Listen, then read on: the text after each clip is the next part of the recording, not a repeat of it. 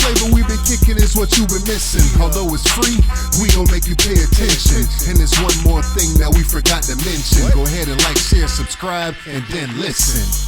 Bootleg Cable Podcast. Flavor in your ear. Bootleg Cable Podcast. Yo, it's Bootleg Cable Podcast, episode number 28. I am P Double. Yeah. It's your man's Killer Cal. What it is, big homie? Yeah, we here, man. Another episode of Bootleg Cable Podcast. Glad to be back here with y'all. Yes, sir. Been a busy week, man. Been busy week, man. Yeah, a lot of shit going on. Yeah? What's been going on? Tell me. We ain't talking a little bit, man, so you gotta holler at me, man. Yeah. Well, this week I went to a beat battle with the homie M Simile. Yeah, the homie was in town for a little bit. Shout outs to the homie M Simile. For y'all that don't know, okay, he's the one that produced the beat for the intro song that we did. Yo, listen, I spoke with somebody, a fan of the Bootleg Cable Podcast, and they came up to me and it was like, yo, I would buy that song, man. That shit is hot. Yeah. So, I was just telling them like, yo, I'm really feeling that joint, man. Well, I mean, the goal is with that shit is to possibly like, I just want to kind of get it all together. Yeah. Finalize it, and hopefully we could put it out. I mean, I got like a little website or whatever we can put it out. Yeah. And y'all could buy it, and that's kind of like y'all donating to the site or whatever. Yeah, donating definitely. to the site. Yeah, to the podcast. Yeah. And that'll help us get better camera equipment, better lighting, this, that, and the third. And that's my plan for it. That's the goal for it. So definitely. That's what's up, man. But so yeah, how was the beat battle? The beat battle was good. I think he came in like second or third place. They had like a top 3 or whatever. So how'd it go? Like, how did they, Well, basically what they do is when you go there, it was a whole bunch of producers there. It's probably like 20 something producers there. And basically what they do is they give you 4 or 5 beats, I believe. So you submit whatever beats it is, and it's kind of like you play like a little bit more than 16 bars of each beat. So you play the beat, and I guess up until the hook or whatever the case is, and then you switch songs. And after you play the 5, basically they have judges there.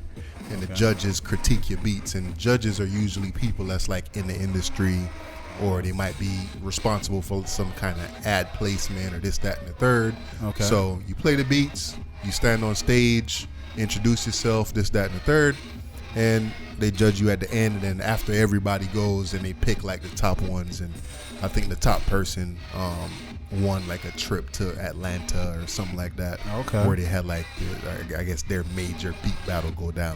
Okay. So it was dope. It was a dope experience. It was good to come out and support the homie. I ain't see the homie in a long time, so it was good, man. It was dope. Shout out to Instantly, man. Yeah, man, for sure. A lot of the beats and stuff, all the music y'all did together, man. I like a lot of the stuff that he did. So shout out to him for supporting the podcast. You know what I'm saying? I seen him repost a couple things for us. Yeah. And all that, showing us some love on there. So shout out to him, man. Yeah, man, for real. Anything with you this week? Man, my week wasn't that interesting like yours was, but the other day, man, I had off, and it was crazy. My homeboy, my closest friend, he had a day off too, so he came by the crib. So we was talking and whatever. Yeah, he likes the couch inside my crib or whatever. So my man was like, yo, where'd you get that from? I'm telling him I got it from Rooms to Go. He's like, yo, let's go check out Rooms to Go, whatever. I want to go ahead and see if I can get some financing from them, and I'll go later on with my wife, pick out whatever couch we like together. So long story short, we get there, and we walk into the Rooms to Go, walk in the door, bro. So that's Rooms to Go that I frequent, so I know where things are in the store. Yeah. So my man's was like, yo, he asked me out loud. He's like, yo, what, as we were in the store, he's like, where's the couches at? I'm like, yo, they over here. Yo, tell me why white dude that worked there, right? Yeah. He goes, nah, it's over here, right? But he didn't hear what we were asking for. So it's like, what you mean? What you mean it's over there? He's like, you guys looking for the clearance section, right? Son. Shots fired. Bang, bang. Hand down, man down. You know Yo. the rules. My nigga, yo, I was so hot, bro. I walked off for a little bit, like, you know what I'm saying? Because my dude was there to take care of business, you know what I mean? Yeah. So I didn't want to get extra ignorant at that point. Mm-hmm. So I walked back over, you know, and as they was about to get, you know, engaged in doing the financing options and all that, like, I don't want to be there when he's doing all that. So, you know, we're not partners, you know what I'm saying? So I'm like, Yeah. yo, I'm gonna go over here to the clearance section. My man looks at me, you know what I'm saying? They both start laughing. Dude, look at me. I'm like, bro, I ain't laughing with you, man. Get out of here, bro. You know what I mean? I was offended, man. I was like, damn. I know what y'all looking for. Yeah, I know what y'all looking for. Your homeboy black? Yeah, Chinese Jamaican. So Okay. yeah. But you know what I'm saying? I mean, like we went there. I wasn't dressed in like, you know, church clothes or nothing like that. We street down, like, you know, because we was home. Mm-hmm. So, you know, we just went out there, scrub clothes and all that. But, you know, for him to do that, man, that was nuts, man. I couldn't believe that. You know what I mean? That was a little disrespectful, man. A little. Yeah, that was hella disrespectful, bro. Oh man, that's crazy. Yeah, that's crazy. yeah. And them folks, they don't even notice that they doing that shit. Man. Yo, I mean, yeah, you know what I'm saying? Me and my dog, we spoke about it in the whip, and I was like, yo, were you offended as I was? He's like, yeah, man, that was fucked up. You know what I'm saying? But he was just like, yo, look, but you know, why would you feel all high and mighty, man? You work at Rooms to Go, bruh. Mm-hmm. You know, you're selling furniture, bruh.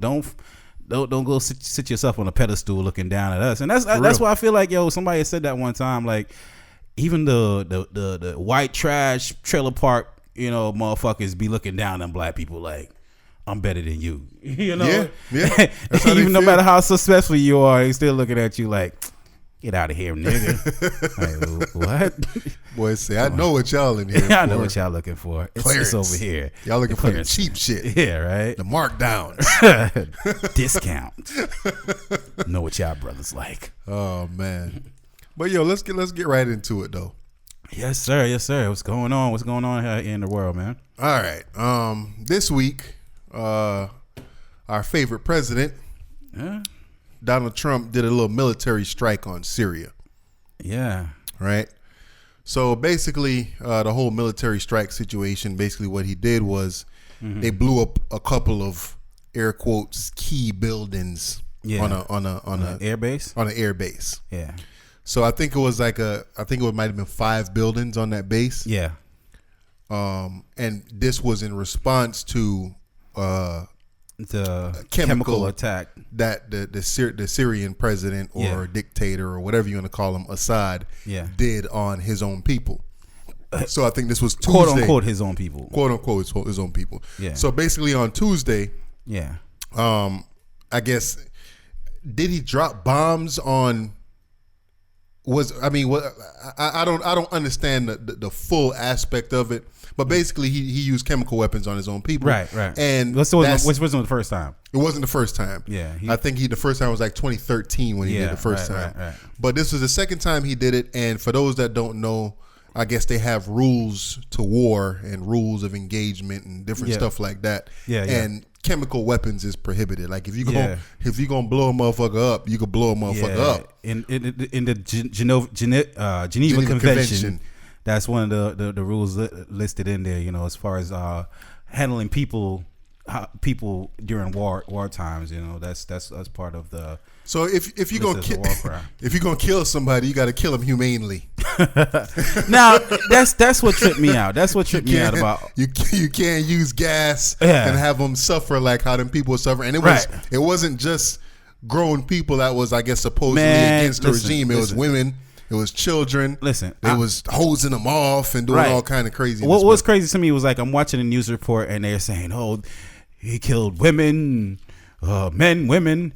Children and beautiful babies. Mm-hmm. I'm like, yo, look, we get it, man. All babies are beautiful, but like all life is precious. You know what I'm saying? Like, we don't gotta break it down like that. Like, he killed a lot of people doing something like that. That was a heinous act. Yeah. But at the same time, I'm looking at it. I'm like, why did we have to get involved in this yet again? Well, technically, I guess we kind of looked at as the world police, or we.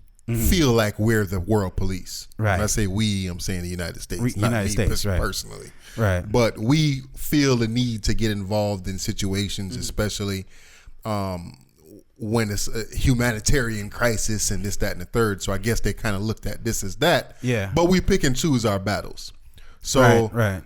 As far as Syria goes, I'm not sure. I'm not a government official or whatever. I'm not sure what kind of interest they have over there that let them decide to intervene in, say, Syria and not intervene in Nigeria or any one of them other countries that got some real messed up stuff going on. I don't know, because it's been a long battle that's going on in that area, as far as I understand. You know, that they've been warring with each other for a while, and the rebels in that area actually come to find out that the rebels from Syria, you know, back in 2013 is when Obama sent troops over there to train those rebels. Yeah. And a branch of those rebels broke off and turned into ISIS, as far as I'm understanding.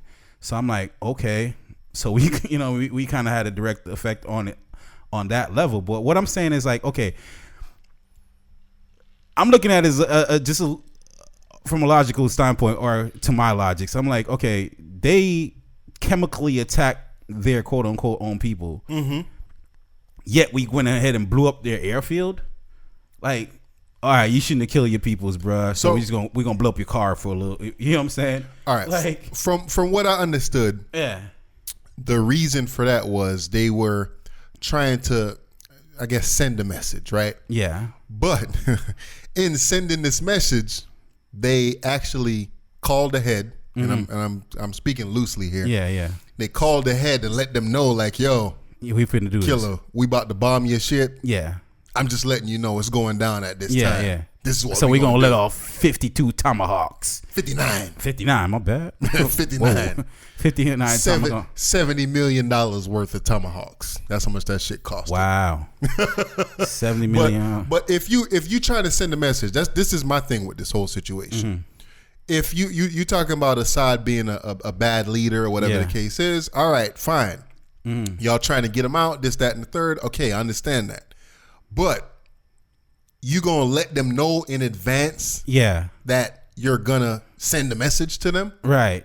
Why not just send a message? That's what I'm saying. Like, just go ahead and let it down. Let it rain on if you're gonna do it. Yeah. And, you know, I hope nobody come for me, but see, I might want to go for Assad. Like, why? He's the one that did this. Exactly. You know what I'm saying? Him and whoever he commanded to push the button. Like, yo, my man, push that button. Yes. You know what I'm saying? Whoever was at that airfield. And I get it. If you're a soldier, you know, whether or not war is on, war is always on. So you're a victim of casualty regardless. So, but to blow up an airfield, like you said, it was more likely empty as shit. That's exactly what it was. They crept off with everything they needed to creep off with. And according to CNN, I think they said they blew up like 19 warships or whatever the case is, something like that. But I guess there was also chemical weapons housed on that base that they blew up, but they did not blow up the chemical weapons because, according to their sources or whatever, they said that if they would have blew up the chemical weapons, I guess it would have dispersed in the air and it would have caused more pain. So there was that precise in choosing their targets. Yeah, like these, according to sources and that I read online and, you know, CNN and people that I spoke to about this whole situation, like literally, if you park a car on that site, like them the missiles they got could pinpoint that car and be like, yo, we gonna blow up that blue Honda right there. Wow. Wow. So you know what I'm saying? But the thing is that they didn't really cripple them at all. Yeah. Because they didn't blow up another article that I read was saying that the airspace, the actual landing strip, nothing really happened to that. Yeah. So as of Friday evening, planes was taking off from that same airspace. That's was crazy. Landing and taking off from there. That is crazy. So it's just Trump bluffing again, man.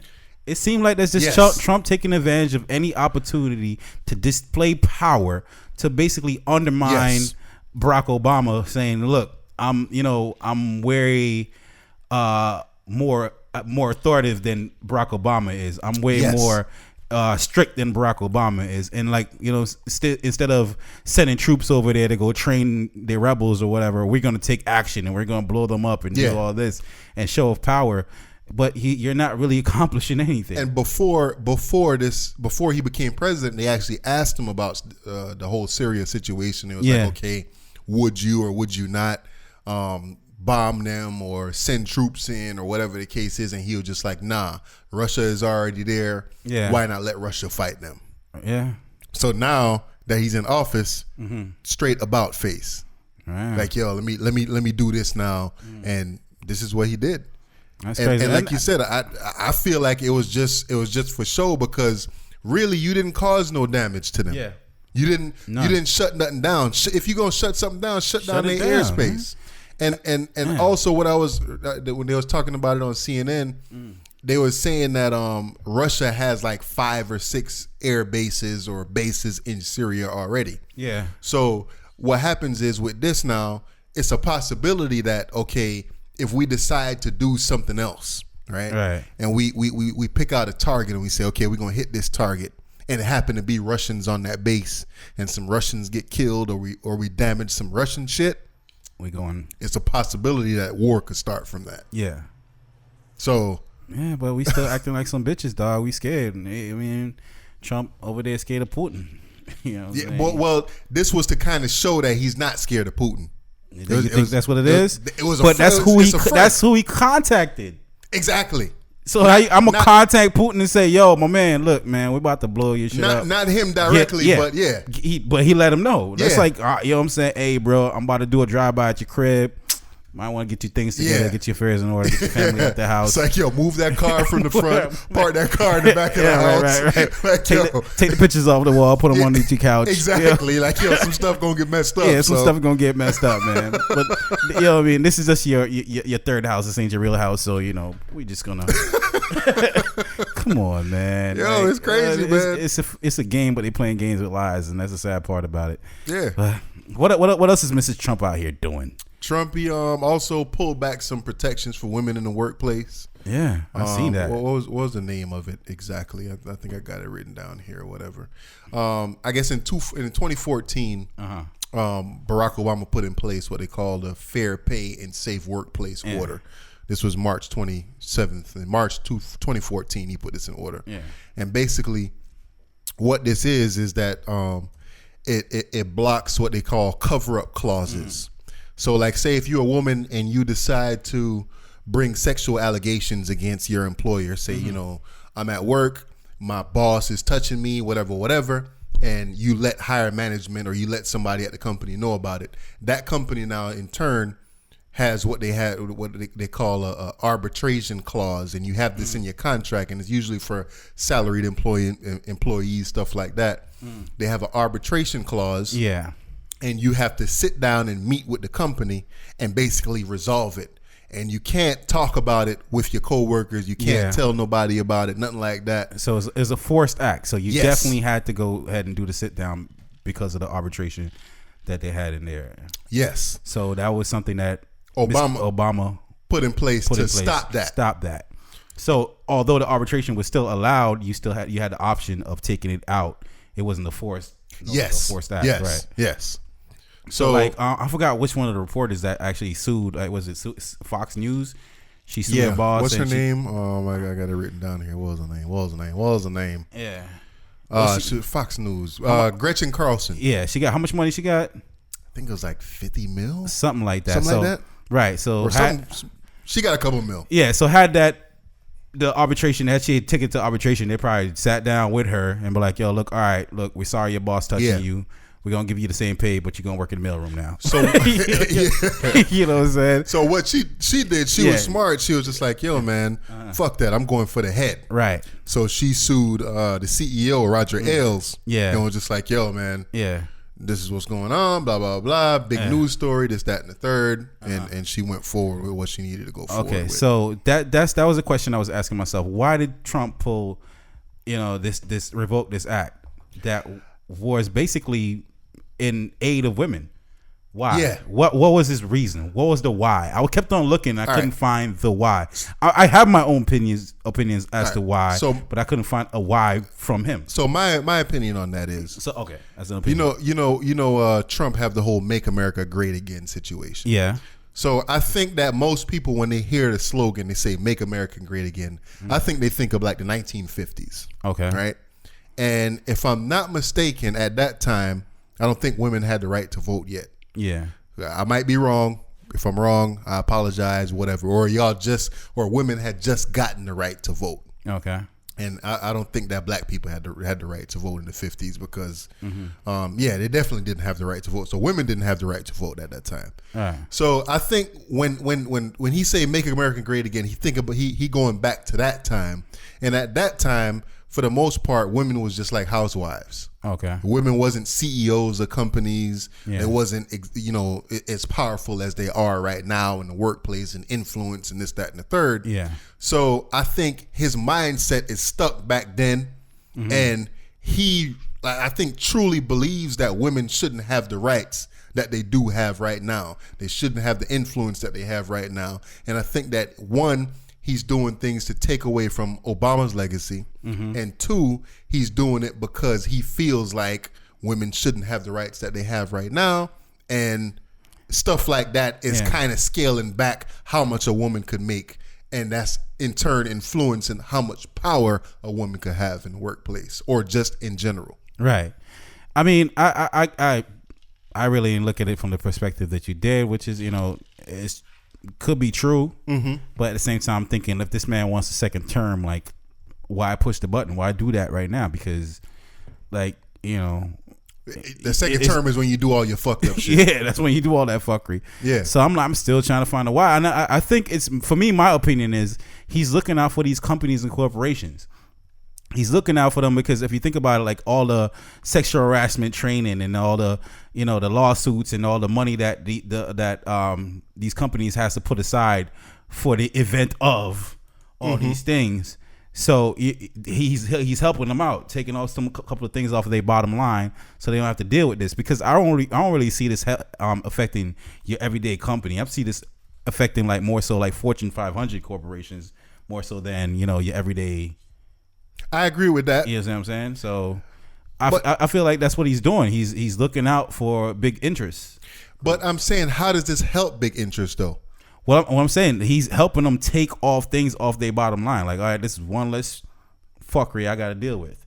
This is one less thing I got to set money aside to affect my bottom line. This is one less money I got to worry about. A lawsuit like what happened to Robert Ailes, $50 million. Got you. I don't have to worry about got that. You. You know what I'm saying? So I can grab as many bitches by the pussy as I want to. Yeah. And if they come. And I'm going to force you to deal with this. Yeah, in-house. We're going to deal with this. All right. You get to keep your job. You get to keep your money. You're just going to have to go work in the mail. Bob ain't going to get fired, though. Yeah, Bob ain't going to fire. Bob's going to chill up here. We'll move him to a different department. No, you're moving. Oh. Girl, you're moving. You keep your money. You're moving. You still get your salary. Yeah. You can't talk to the minute you open your mouth and you say something about this, your ass is fired. Yep, that's the deal, right? Yeah, okay. All right, so how much? What we doing here? 25 mil? Nah. We can't do that. How about 2.5? Right. All right, cool. 2.5 sounds good. All right, cool. And John in the mailroom gonna be grabbing your pussy now. Yeah, it's fucked up. But I mean, like, yo, that was Bob be like, yo, she easy, son. It's crazy. It's crazy, because I was talking to my girl about this, and I mean, she's like, men and women make around the same.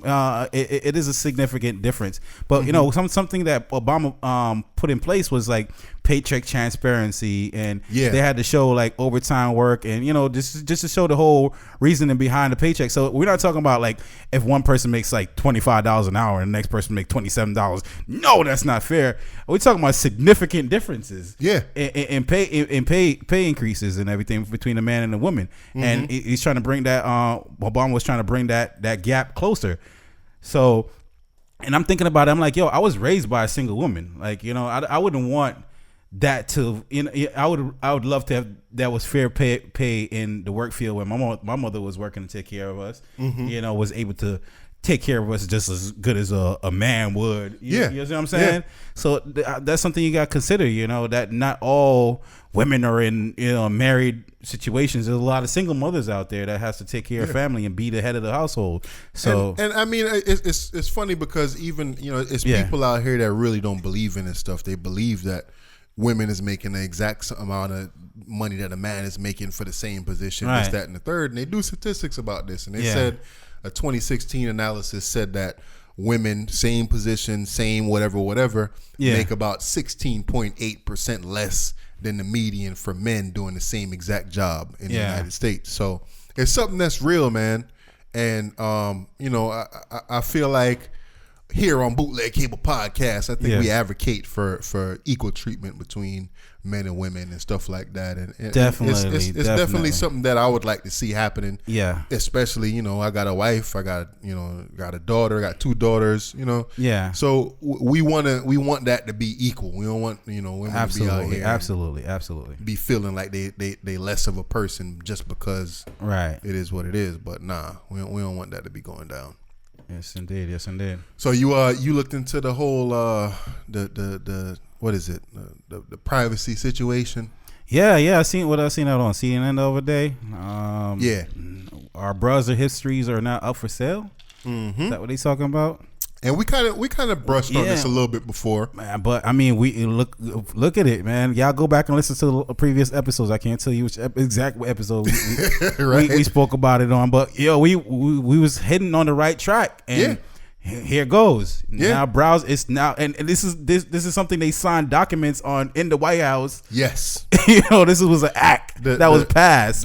Now browser histories are for sale. The article says it's official. Mm-hmm. Your browsing history can be sold to advertisers. President Trump signed a measure reversing the rules that would have required internet providers to get consent before selling your browsing history. Mm-hmm. So basically, they would have to ask you first, like, is it okay that we sell this to this company? Right. But they wouldn't ask you that direct. They'd come at you with some long ass email that got some kind of coded language or whatever that you probably not going to read and ask you to check a box or something like that. Right. It'd be like, okay, I'm looking to advertise to males between age 45 to 50, single, and I'm willing to pay this much bags for that.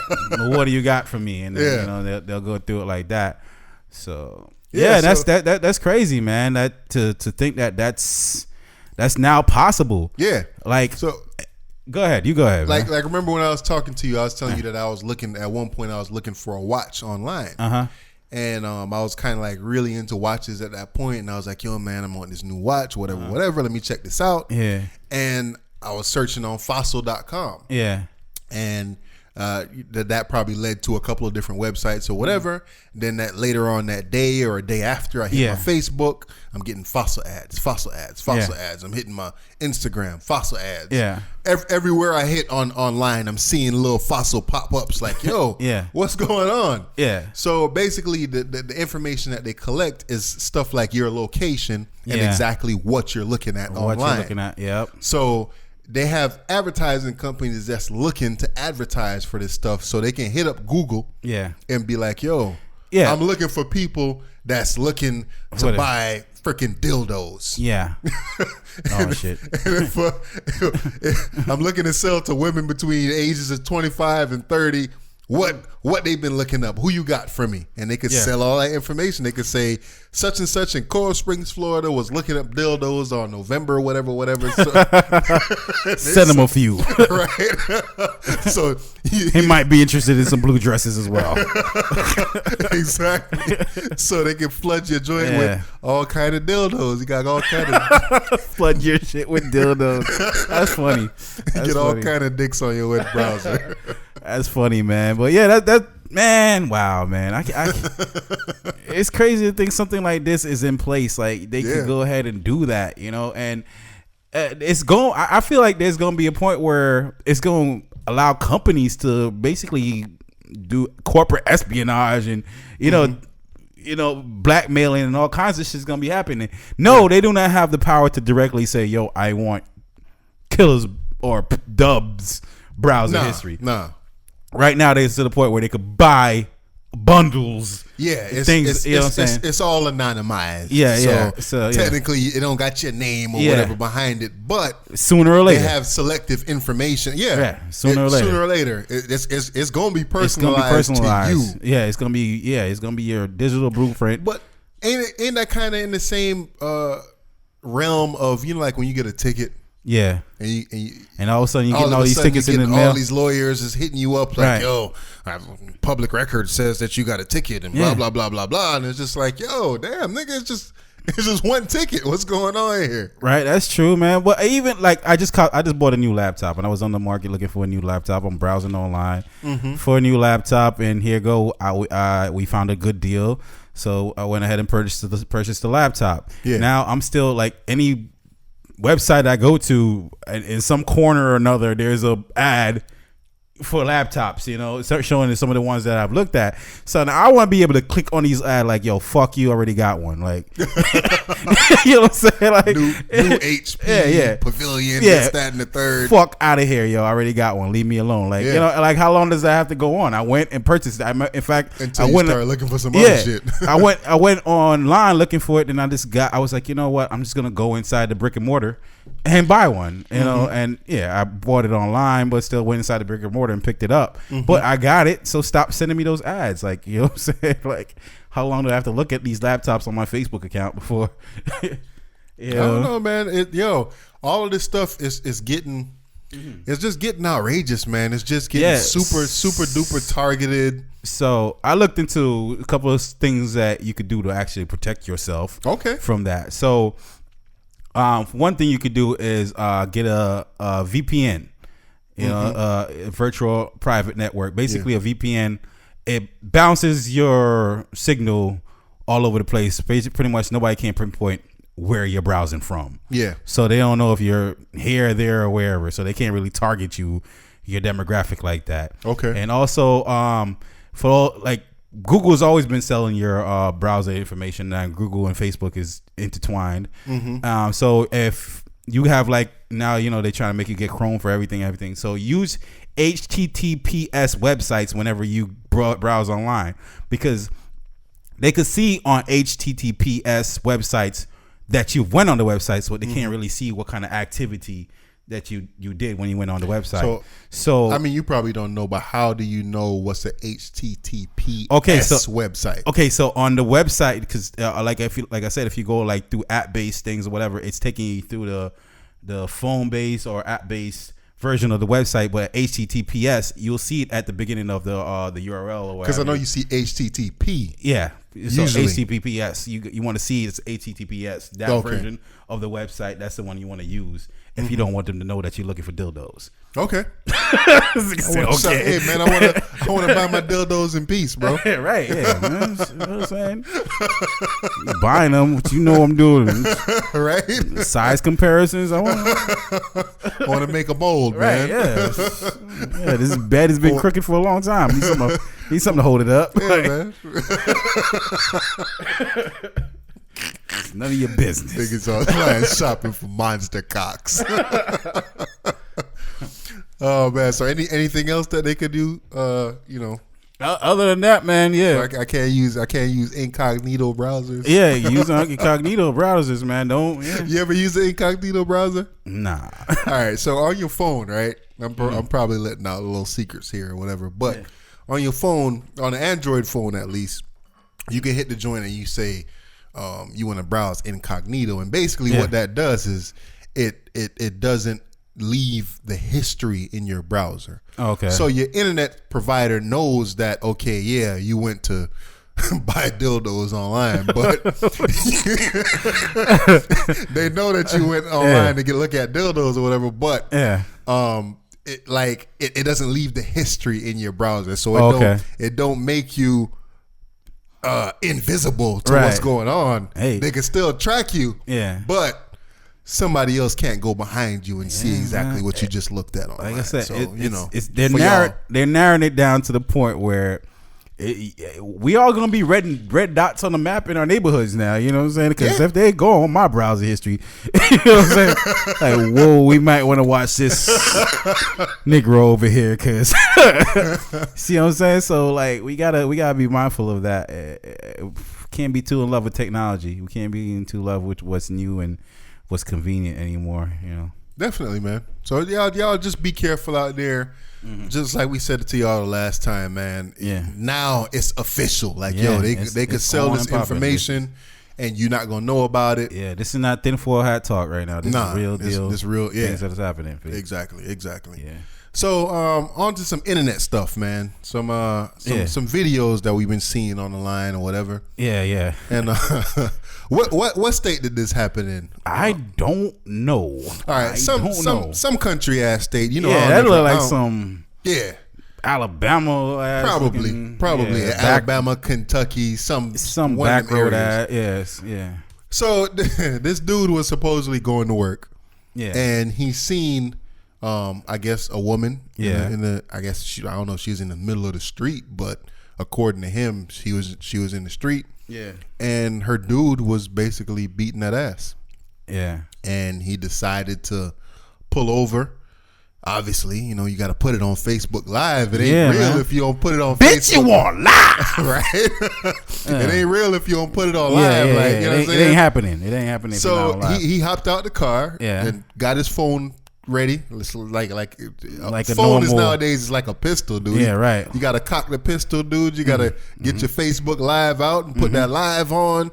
You're like, yo, you being recorded right now. Yeah, you make all your extra live comments as you're recording. So, chick supposedly getting her ass whooped by her dude. Yeah. This guy's on the way to work. He get out the car. You take it from there, killer. All right, so he gets out the car.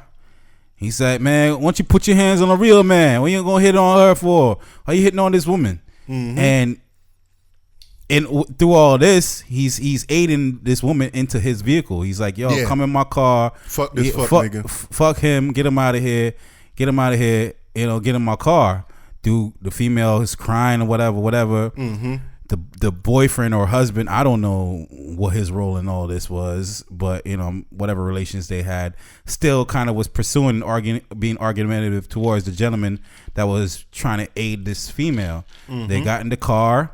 The gentleman, the dude, boyfriend, whatever he is, got in his car, and they got into a car chase. Yeah, pretty much. They got into a car chase. Boyfriend in front of them trying to cut him off. Yeah, they're cussing at each other through the window, talking about gun shooting and all kinds of nonsense. Yeah, yo, if you don't get your car in front of my car, I'm gonna shoot your ass, man. Come out here and phase with me. And I'm like, what was this? There was somebody else with him. He was with somebody else, right? No, it was just him. Super Nigga wasn't with somebody else? No, it was just him. Okay, we're gonna call him Super Nigga. Yeah. I know we cuss too much on this podcast, but we're gonna call him Super Nigga for now. So Super Nigga took out his phone, recording this. That boy had two phones. one for the So I don't know why the hell did he have two phones? I don't know, man. I don't know. This dude had two phones on him. He's like, yo, he narrating at the same time where he's talking on the phone like, oh, I'm going to take her to the police station. Yeah. This, that, and the third. So according to him, or according to the video, the police station was probably like less than 5 minutes away. Yeah. So he driving, dude in front of him cutting him off, cussing and carrying on. He's recording and talking and driving at the same time. Like, yo, this dude got skills. Yeah, he do. Mad skills, mad patience. He was just like, I can't imagine if this was a stick, then he'd be doing four things at the same time. Right. Yeah. This dude would be switching gears, hitting the clutch, recording, calming her down, cussing this nigga out. Exactly. Like, wow, bro. Super nigga is real. Super nigga is dumb. Shout outs to you, Super nigga. Shout outs to Super nigga. Now, so I'm gonna ask the question I'm pretty sure you gonna ask me at some point. What would you have done? Oh man. So now we setting up the scenario. You want some back road ass street, a couple houses out there. There's a couple. They're fighting in the street. The man is putting his hand on this woman. You know, he's pushing her around. She's crying. She's hysterical. What would Dub do? All right, the super nigga in me would say that I probably would have done the same thing that he did. minus the recording. Oh, okay. You know what I mean? I would have. I feel like I probably would have been compassionate to what was going on. Try to just get her in the car and get away from the situation as fast as I can. All right. I wouldn't sit there and antagonize him. Fuck nigga, fight a man. Yeah, blah, blah. Yeah. Come on, you trying to do something for real, man? Come on, do this right here. I thought he was gonna beat his ass. I thought because dude was big. Dude wasn't no little dude. Yeah. People who ain't seen the video. Yeah. Well, we should have shared the link on there, but yeah, dude, he had some size on. Dude was big. So yeah, I mean, I guess super nigga know what he had, what his hands could do, because he wouldn't phase at all. And then he was talking about shooting niggas on the video too. Yeah. So I mean, like I said, he know what he had, or he know what he was carrying. He knew what time it was, but yeah. All right, so being so you saying you would have stopped your vehicle, skirt, got out the car, be like, man, fuck nigga, what you doing? I wouldn't have got out of the car. I would have stopped the vehicle. Say, run your fat ass over here and try to get in this car. Get in this car real and you hit the roll. You're rolling while the doors open. Jump in, bitch, jump in. I would have at least did that, because I mean, I don't want to see no female getting her ass ripped by some dude in the streets. You know what I mean? Okay. So I mean, like I said, I'm not gonna jump out the car and fight a real man. Even though I'm fine with my hand skills. I feel like my hand skills is super decent. But I'm not gonna jump out the car because I don't know what he got in his car. Yeah, I don't know what he got in his house. So I wouldn't go that far, but I would go as far as to stop the car, be like, "Yo, get in. Like, you need help? Get in. I'll take you to the police station. Drop her off. Be on my way." So I'm saying they fighting. Like, yo, like, how do you get her away from that? It wasn't even a fight. He whooping her ass. Well, how do you remove her from that to get into your vehicle? I mean, every situation is different. So as far as this situation goes, it seemed like he kind of just pulled up and he was just like, "Yo, come here, whatever." So he allowed the ass whooping to happen, kind of essentially to the point where he was just pushing her at this point. He's like, come here, and then dude was like, "Man, fuck you getting involved in this shit." And then at the same time, dude had some size on him. The super nigga. The abuser. The abuser. Yeah, he had some size on him. Yeah, but to be honest with you, the female looked like she probably could have been right. As she just sat on that nigga. As she turned around, he'd have been the victim out there. Yeah. So I mean, like I said, man, I would definitely try to help out as best as I can, but I wouldn't do what Super Nigga did. Listen, man. And then we didn't even finish the damn story. Yeah. So they got to the police station, and when they got to the police station, now the abuser pulled up and basically slammed the back of Super Nigga car. Because he looking like, fuck nigga, what you doing? And interrupting in my ass whooping. Like I was trying to show my chick a lesson. And you interrupted in this and whatever. He got out and started banging on his window in front of the police station. So this shows you how crazy this dude is. So who's, in your opinion, who's crazier? Is Super Nigga crazier than the abuser? Yeah, Super Nigga wildin', man. Super Nigga wildin' out here, bro. Yo, listen, man. I'm about to be 35 this year, bro. Yo, you know what? You say you're decent with the hands. I think I'm decent with the hands too, but at the same time, it's been a while since I've tested my hand game. Yeah, you know what I'm saying? And my hand game at this particular point in my life is reserved to protect my family's life and my own life. I agree. You know what I'm saying? That's what I'm saying. Yeah. I'm not gonna jump out. So act like Super Nigga. I'm not a Super Nigga out here. I'm not gonna pull no strap on. I'm not doing nothing. You know what I'm gonna do? 911. Can y'all come out here? I hear you. That's about all I'm gonna do. I hear you. That's about all I'm gonna do. And my fighting is reserved for protecting my family and my loved ones. You know what I'm saying? If somebody I love is in some drama, I'm jumping in. It ain't nothing. If I'm driving on the street and some females getting ass whooped, 911. Yeah, here's what's happening. Why am I gonna jeopardize me not coming home to my family to help out somebody I completely don't know? True. And I could agree. I could agree with that. No, I ain't got no problem with that, man. Yeah, man. Like I said, I mean, I'd use my one phone to call 911, my other phone to record that shit. Here's what y'all do: you hit that 9, You hit that one and that one. And I mean, I guess he was smart in this situation because he using it like this is what's going on. Let me document this so nobody can't say I did this or I didn't do this or whatever the case is. So he was smart in that sense. Yeah, but man. Super nigga was wilding out a little. He was wilding a little hard. Super nigga was wilding. All right, so DNA test nigga. Let's get on that. We got all kind of niggas going on right here. Got Uber nigga next. What? So DNA test nigga. Yeah. Another country ass city or town in the U.S. of A. Mm-hmm. He in the car. Somewhere where ratchet shit happens. Yes. So Ratchetville, USA. Yeah, Ratchetville, USA. This dude in the car. What was that? Who was that in the car that was with him? I'm guessing that was his sister. Or yes, because she was saying auntie or whatever. I'm guessing that's his sister. Yeah. So this, so this dude got everything all planned out, right? Yeah. And I guess he smooth with it. It was smooth. It was smooth. It was smooth with it. Smooth with it. Y'all go watch that video. It's another Facebook Live video. He's smooth with it. So dude pulls up to the house on some. No, before that though, he convinced his sister to take him to his baby mama house. Yeah, she don't know what's going on. Yeah, she thinking that he going to pick up his jet or whatever the case is. But go ahead. So he gets to the house. Boom. Puts in the park. Sister sitting in the car. Baby mother comes out. Starts proceeding to basically put the baby in the car with them. Like, yo, here go auntie, here go your baby, whatever. And DNA test nigga just having a regular conversation. Yeah, DNA test nigga having a regular conversation.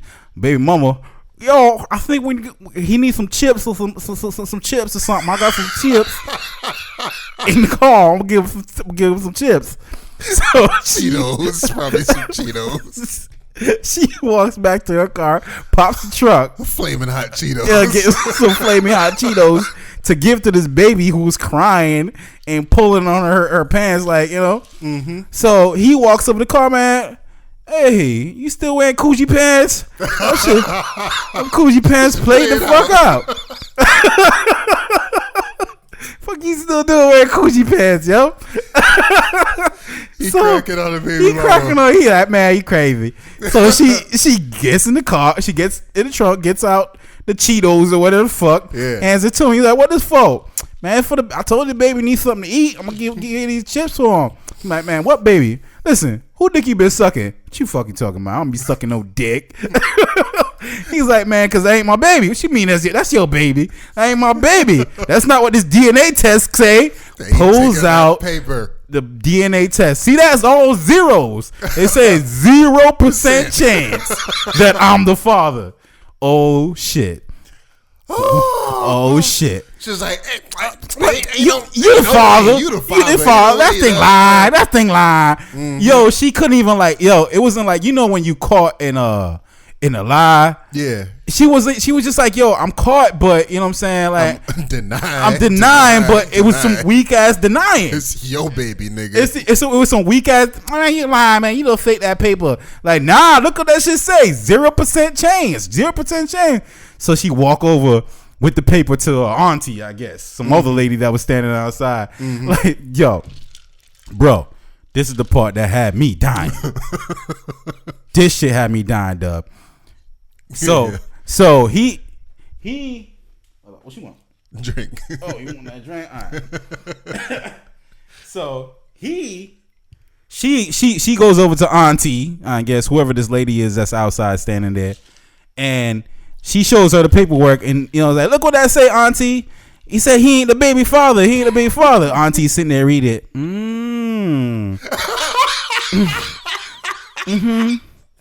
Look like, yeah, he ain't the father. It look like he right. He look like he right, baby. he ain't the daddy. So my man came over and said, yeah, auntie, we don't know who dick she was sucking. Look, she homegirl transferred all her anger away from the fact that this dude is proof to you that this is not his child to the fact that I don't be sucking dick. I don't suck dick. I don't suck dick. Hey, bitch, you suck dick. I don't suck dick. Listen, first of all, right? First of all, right? I'm like, yo, first of all, it's 2017. you suck dick. You know what I'm saying? If you don't know who your baby father is, you suck dick. And then on top of that, I'm also offended that you're saying you don't suck dick. Like, bitch, you ain't got no teeth. Yo, hold on. You know what I'm saying? Not that I would want you to suck any dick, but bitch, you suck dick. Listen, I don't advocate none of this, man. Yeah. But every now and then I love seeing some good ratchet Facebook TV. And this was like one of those things that, dude, it was so outrageous. Yeah. It's like, yo, who gave y'all niggas phones? Yo, for real. For real, like, and like, why would you post this online? Like, why would you expose yourself like that? And then they talk. You won't lie, bitch. You won't lie, bitch. You won't lie. All the niggas, they hit niggas did the Maury dance out there in the fucking streets. All right. These dudes, after a minute, dude, they started speaking some different language. Yeah. You suck dick. I don't suck dick. And then his homeboy, another dude that was out there, like he calling the dude from across. What I say, my nigga? What I say? Nah. Yo, homeboy that he called from across the street, he was looking like, yeah. I'm trying to see what's going on, but whoa, what's going on with this camera though, bro? I got warrants. Nigga. I got warrants, bro. I gotta be out. And that's what he kept on saying. Hey, Pookie over here say he got warrants. We gotta go. Hey, we gotta down it, bitch. You know what I'm saying? But it turned, dude. It was levels to it, man. Because he pulled up. Yeah. And he was so nice when he pulled up, like, oh, you know, and he laughing. I'm like, oh, he laughing with his baby mama, like, yeah. He was just so chill with that shit. And I'm like, okay, what's about to go on? What's about to go down right here? Yeah. And it slowly shifted, and it was just like when they was pulling off. The sister was in the car like, if I didn't have known that you were gonna do all that, I'd have never took you over here. Yeah. I was just like, yo, this dude, like. It was ghetto as shit. It was ghetto as shit. But it was smooth. It was smooth. She was like, man, you trying to get me, you trying to take me, you lying ass bitch. He was like, but you left my car on the freeway. Like, bitch, I'm a dog. That's what I do. Like, huh? What kind of logic is that? And listen, he was like, and then like some parts of it, like I don't agree fully with what he did, right? Because at the end of the day, it's and I guess it's more the mama than it is his fault. She was sucking somebody dick. She was fucking somebody else. She was sucking dick. And unfortunately, this child now does not know who his father is. Yeah. So it sucks for the child in this situation. And I pray that, you know, something goes down for this child that makes him come to be successful in life or whatever the case is. But I'm like this, bro. I immediately started thinking, and I put myself in the mindset of a nigga that thought he was home free. Whoever the real baby father is, at some point, that nigga was shook that this was gonna be his baby, and he thought he was in the clear. Now he gonna have to deal with this. Yes. Nah, he gonna do it. Because the way dude was ragging on Shorty, like, yo, because, you know what I mean, let me keep it factual. Shorty was looking busted. She had no teeth. And like, that nigga, like, why did you catch a body off of that? Yes. Who is out here catching bodies like this? Yeah. Like, you gotta be, nigga, you should have selective, like. You over here bragging and boasting about. Devin the dude said in this one song one time where it was basically a song where he called his homeboy up and he was like, yo, I got this shorty, come through, we can smash, whatever. So dude, his friend get there and he showed up and both and the girl that he had was like fat. So Devin on the song, he was like, man, at least these hoes big and cute, not big and fucked up. Yeah. Like, this chick was big and fucked up. Like, who is like, dude, you gotta be a little more man, nah strategic with the penis out here. Yeah, man. She had no teeth talking about she don't suck dick. I was offended that you say you don't suck dick. And you ain't got no teeth. And you ain't got no damn teeth. Not that you should be sucking dick, but don't act like you above sucking dick.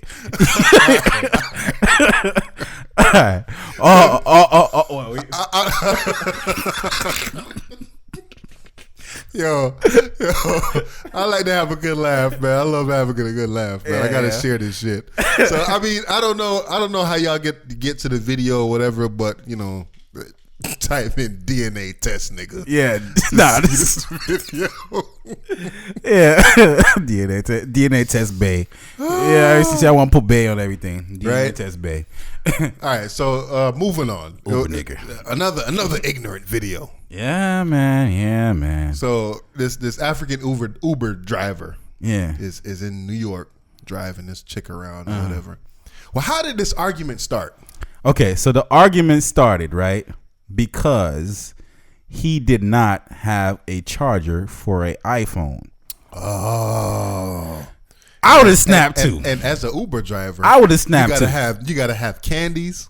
You gotta have Bottled mints, water. You gotta have condoms, bottled water, and a charger that charges a specific phone that I got. You gotta have that iPhone 7 charger. Yeah. You gotta have the Android charger. Yeah. That USB-C. You gotta have Right. everything on deck for your So Uber I passengers. could kind of understand why Shorty kind of got mad, because I'm like, Oh, yeah. you can understand why Shorty got mad? Like, yo, I'm in the car, I'm like, yo, bro, you ain't got no fucking. Every other Uber I've been into, them niggas immediately, yo, what phone do you have? Oh, you have iPhone? Here goes the iPhone charger. I appreciate that, Uber driver. So me, I'm on fucking. good. If you an iPhone owner, you know how fucking your battery life be shit. You jump in that car, you want Exactly fucking. why I got an Android. You jump in the car, you on 15%. You know you only got about 4 more text messages to send. You was just hoping that this Uber driver had a fucking iPhone You charger. send them 4 text messages, that shit dropped down to 10%. Right. So you're like, yo, you got an iPhone? Nah, what the fuck you man? You don't got no goddamn iPhone. I'm pretty sure my man hit her with the, well, fucking bitch. Go get your own fucking charger. Fucking bitch. Because he had the African. Recording. Yeah. And then started recording after he done cussed her ass out. Yeah, right. She was like, you only been recording for 6 minutes. Yeah, exactly. You only been recording. See, exactly, right? Like, you ain't Yeah. catch what went down before Can't this. catch what went before now. See, I'm so trying to tell you, man. He probably did antagonize the shit out of ass. So basically, she turned this whole charger situation into a cuss out situation where she cussing this dude out. And then basically, she was just like, yo, either you gonna take me where I'm going, or you gonna call my boyfriend because my phone dead because of your ass. Yeah. You ain't got no charger. You made my phone die. Yeah. You gonna call my boyfriend and tell him to come pick me up from where we at. Yeah. Or you gonna drop me off to where we going. Which one? Which one? Which one we gonna do, Uber driver? Yeah. What you gonna do? He's back there snapping. Which one? Call my boyfriend now. Call him. Call him now. I am not going to call your boyfriend. I'm not calling your boyfriend, man. I'm not going to. Then I'm gonna yell outside this window that you're raping me. I'm gonna punch myself in the face, and I'm gonna tell them that you in here raping me. You and are going to me. get out of my car. You right gonna now. get out of my car right now? I will not go anywhere with you. Yo, And then she started threatening the nigga. She was just like, all right, you gonna drop me off, and when you get there, nah, chill, wait, chill, too wait, far. chill, Too wait, far. no, You're going too far, It's Biggs. not. You ain't go too far. You went exactly where I wanted to go, bro. You went exactly where I wanted to go. This shit was hilarious, bro. Take the wall, left the wall. That shit was hilarious, right? So they in the car, they arguing back and forth or whatever. Well, she doing most of the fucking arguing, to be honest with you. I respect dude. He was calm. He was calm. He's He's calm as shit. He's like, okay, so what you gonna do? You know, because I guess he knew the camera's on, so he's acting smooth for the camera. Yeah. So he pulls up. He's like, get out of my vehicle, please. I'm not getting out. Get out of my vehicle, please. I'm not getting out. Da da da. She's going crazy. She's going back there going ham, punching the seats and all that kinds of crazy shit, right? She was going crazy, man. So what had me dying was when she decided like, okay, they came to an agreement. Like, yo, I'm gonna take you you gonna take me to my destination? He's like, yeah, I'm gonna take you to your destination. All right, we cool? Yeah, take me to the destination. As soon as he start driving off, and then I have my boyfriend there. As soon as you take me there, he gonna come out. He gonna have something for your ass. Like, what kind of evil plot? Like, how you gonna give up the evil plot? Like, as soon as you get there, I'm gonna have my boyfriend come out and fuck you up. Right? Bitch, we ain't going nowhere. He was just like, He's like, wait, no. He started driving it all. He pulled off a little bit. Yeah, he pulled off a little bit. I got something for you. Yeah, I got when we something. get there. And he was like, what? No. No. You know what I'm saying? It's not going to go down. Like the worst fucking villain in every fucking movie. Like, I'm gonna yell out here that you rape. Like, we giving up all your fucking tricks. Like, she's gonna yell out the window that he tried to rape her. He tried to rape her. Yeah, that's crazy, man. Hey, yo, but you know that fucking Uber gave they gave him an undisclosed amount of money. You know what they also gave him? Multi-car charges. Lifetime subscription for multi-car charges. They gave this nigga multiple phone charges. Like, bro, a lifetime subscription. So it's like, bruh, like, yeah, you should have fucking multiple car charges in your fucking Uber car, bruh. As long as you drive for us, we're going to have every charger. You know what I'm saying? My mans can't come in my car and be like, yo, you got an Android charger? Nigga, I got an iPhone. You got to live with that. Exactly. But, well, if I'm in an Uber, man, I would expect that you have different chargers if that's part of what Uber drivers offer. You know what I'm saying? I'm not saying they have to, but you know, if you want this 5-star rating, bitch, you better have. And then they banned Shorty from using Uber again. Yeah. So now Lyft, y'all got this crazy bitch that's out here. She said, "Go back to your country, yo. That's why Trump get rid of y'all. Like, bitch, he getting rid of you too. Fuck out of here. Deport all. Niggas. Now I wonder because he was talking mad shit about Brooklyn bitches and shit like that at the end. He's like, man, these Brooklyn bitches, fuck them. Like, was it Bronx? What a Brooklyn, Bronx, whatever. You know what I'm saying? One of them barrels, man, I'm pretty sure they're gonna be pissed off. Boy, see, I have a wife. I have a wife. Hey, wife. This nigga remind me of, you know who he remind me of? Dude off was it Friday 3? When he's like, I can't get jiggy with this shit. I can't get jiggy with this shit.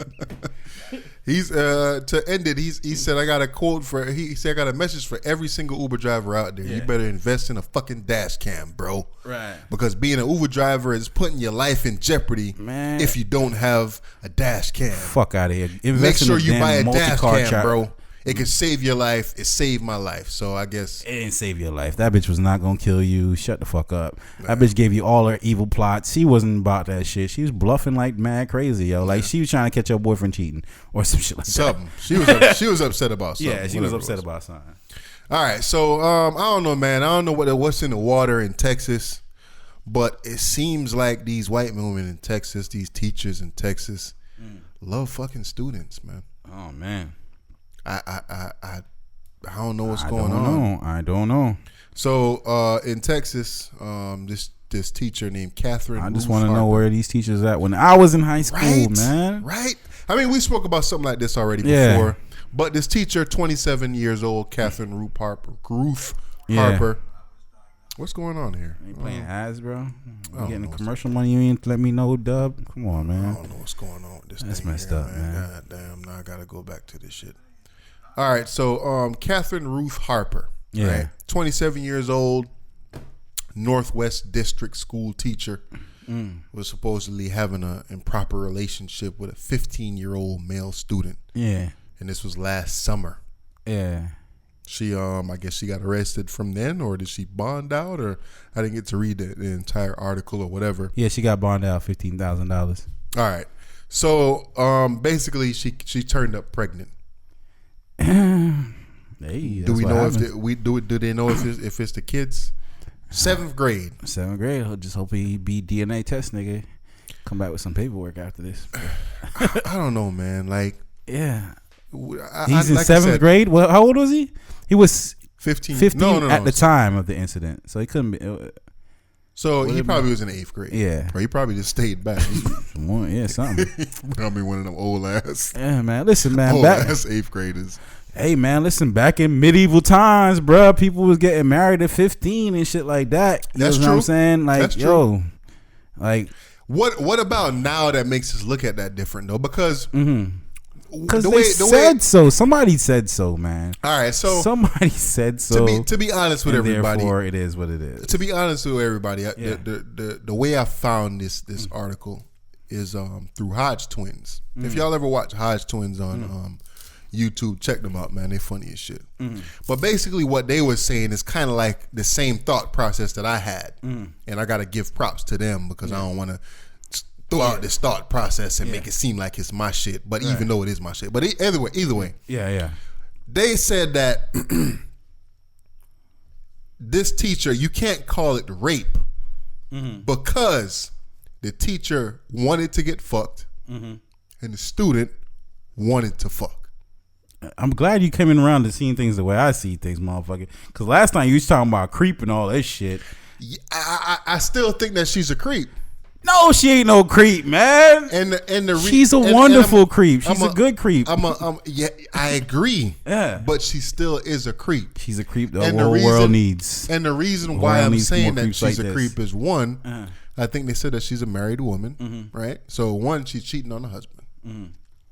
Two, as a woman in the United States of America, to me, like we were just talking about earlier, this chick done obviously sucking two niggas at the same time.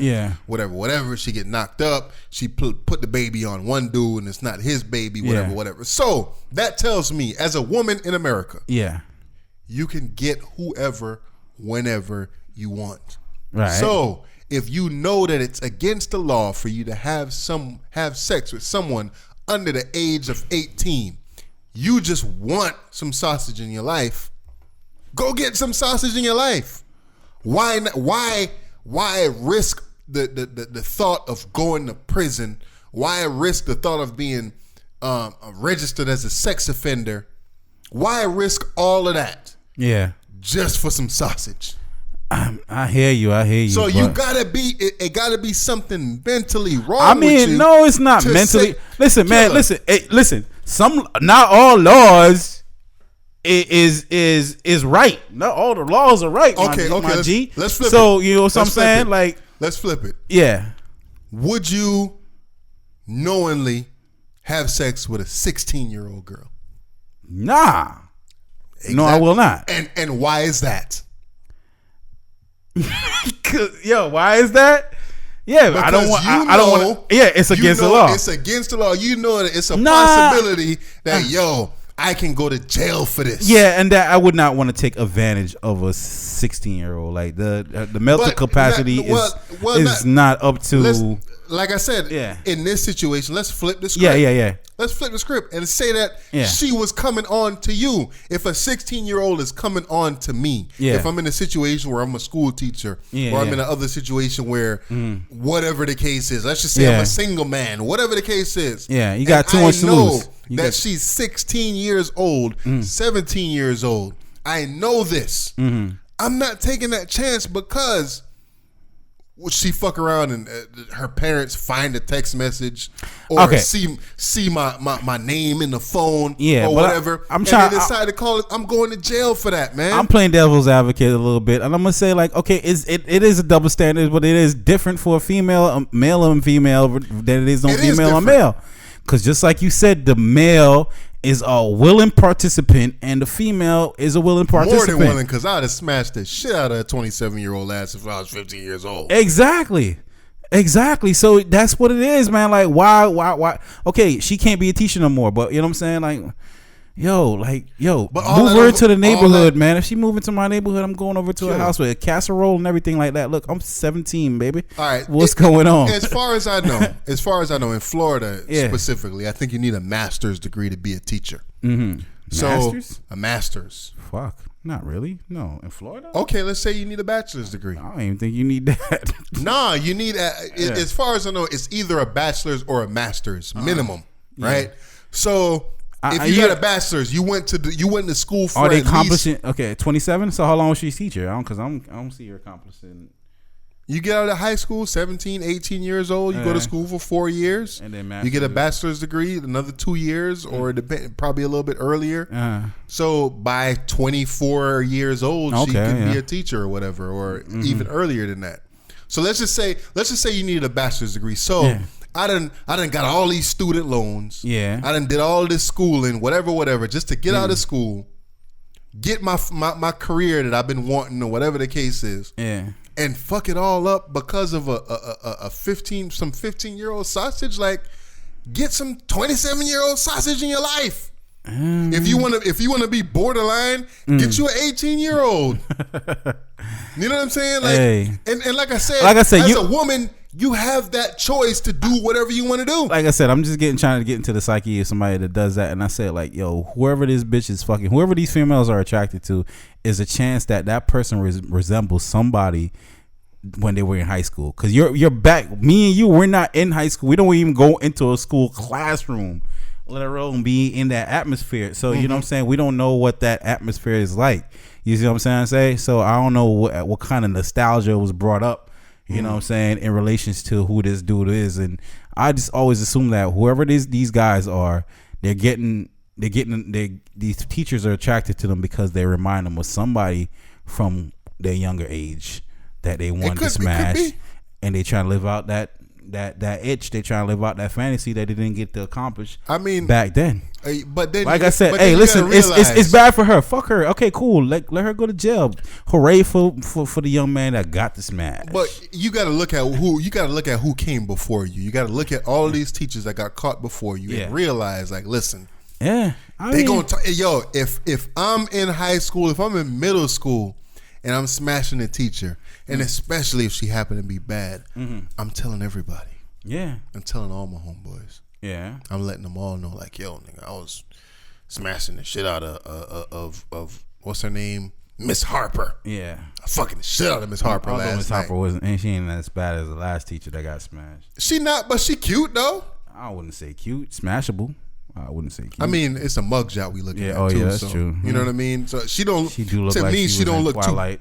Too. She don't look too she bad. Looked like in she a was mugshot. like maybe a vampire in Twilight. Probably like a vampire in Twilight. Probably a vampire for that.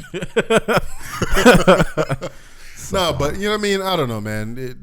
These teachers, these young women, they need to know. They need to. I don't know, listen, man. Hey, I say feed the world. As long as them some whorebags out there.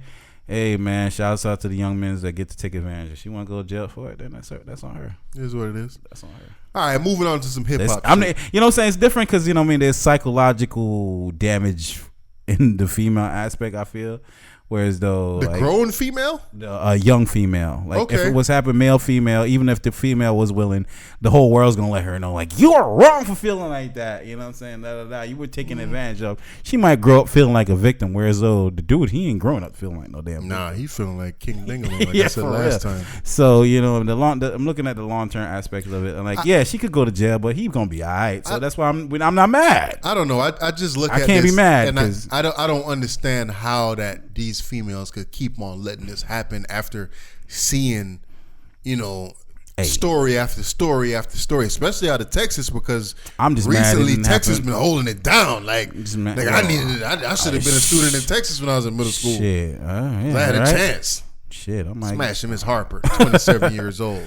Yeah, word, man. I'm just mad I was in high school when these teachers was giving out the boom boom. I remember I was freaking, what it was, like 20, 21. Yeah. And I was messing with a chick that was about like 35 years old. And I was feeling like King Dingaling messing with her. Man, 35? You had 21. So that's 14? 14? Yeah. Damn. Yeah. I don't think I ever had that much of a gap before. Yeah, I felt like. Oh, damn. What's the oldest I had? Shit, maybe you're like 3-4 years older than me. I was proud of myself. Never nothing that extreme. Yo, I'm messing with this grown ass woman. This dude felt like he had a little conquest. All right. Moving on to some hip hop shit. Yeah. I don't want to spend too much time on it, but I watched the interview recently on the Breakfast Club with your boy Troy Ave. Yeah, man. I call him Troy Average because he's just an average rapper, but I guess he feels like he's Tupac out here, because that was one of the things that he said in the interview. Man, he didn't really say that though, but he did, nigga. He did say that shit. He was just making a metaphor or a comparison. When Charlemagne caught him on that shit, he was like, "Nah, that's not what I said, nigga. That's exactly what you said. We need to rewind these goddamn tapes." Yeah. But how you feel about it? How you feel about the interview? Yo, I feel like Troy Ave really had. It's either he really spent a lot of time thinking about how he wanted to come off and how he wanted to represent himself on the interview. But I felt like he did a good job. I felt like he stood on being a thorough street dude. That's, you know what I'm saying, that made it. You feel me? Like, right. I feel like he's standing on that, like, yo, you know what I'm saying, look where I came from and look where I'm at, you know what I'm saying, like, yo, a lot of us could judge because, you know what I'm saying, our like he was saying a lot, is like, it's all about perspective and experiences that you have. Like a lot of us haven't had maybe have the experiences that he's had in his life. So it's easier to say, oh, I wouldn't have done this, I wouldn't have done that. But coming up possibly where he's from, like I felt he was giving a genuine, response based on the lifestyle that he had and how he came up. For the fact that his mom, he's saying that his mom is out there cracking slang jokes talking about neck this, neck that. Yo, y'all grew up ratchet. I agree with that much. You know what I'm saying? So like for him to, being who he is, he's dealing with the world that he was brought up in. All right. Yeah. I guess you kind of bringing that to light lets us know how ignorant this dude is. Mm-hmm. But I feel like Troy is a victim, right? Mm-hmm. And he fell victim to not what happened to him, but he fell victim to the brand, right? What brand? All brands. So I'm watching the interview, mm-hmm. right? And if something happened to me, I'm telling you, yo. Oh yeah, dudes ran up on me. They shot me. He giving out the car names and shit. Yo, I'm out I here. had that Rory. I was in the foreign because I came in the game and I already had a Benz when I came in the game. Yeah, and I ain't talking about the small shit. Yeah. I'm talking about the big shit. I was already in the Benz. So this is me. I was already the flyest nigga in this, that, and the third, whatever. Then fast forward to the point where he talking about he getting shot. Yeah. You in a situation, a stressful situation, you getting shot at, you about to die. Mm-hmm. Yeah. Oh, this nigga shot me in my back. He shot me in my head. I still got the bullets lodged in my skull. But my shorty, she put the Gucci rag on my head. Yeah. The scarf. And tied the Gucci scarf up. You know how Joel Santana was rocking his? You remember how Joel? That's what he said. Yeah. like the entire Envy showed me that he wasn't the only one that's out here driving foreigns. Yeah. And this, that, and I'm just like, I'm listening to this shit and I'm like, yo, man, what's more important? Yeah, your life or these brands? Because I swear, throughout the whole interview, he probably shot out at least like 4, 5, 6 brands. Yeah, he's stunning. I'm in the Benz. I got the real marble in my house. The real marble, not the fake marble. Not the fake marble. Not the fake marble. The real marble. Like, you know what I'm saying? Shouting out, yeah, man. I mean, like all right, okay, cool. We understand you came up in that's the streets. You made money. This, that, and the third. But why, dude? Throughout the whole interview, I mean, he's protecting his brand, though. I felt like he was doing. Killer, he was putting too much emphasis on. I hear you, but arbitrary shit. I hear you, but he's protecting his brand. You know what I'm trying to say? Like, I'm still looking good out here is what he was trying to say.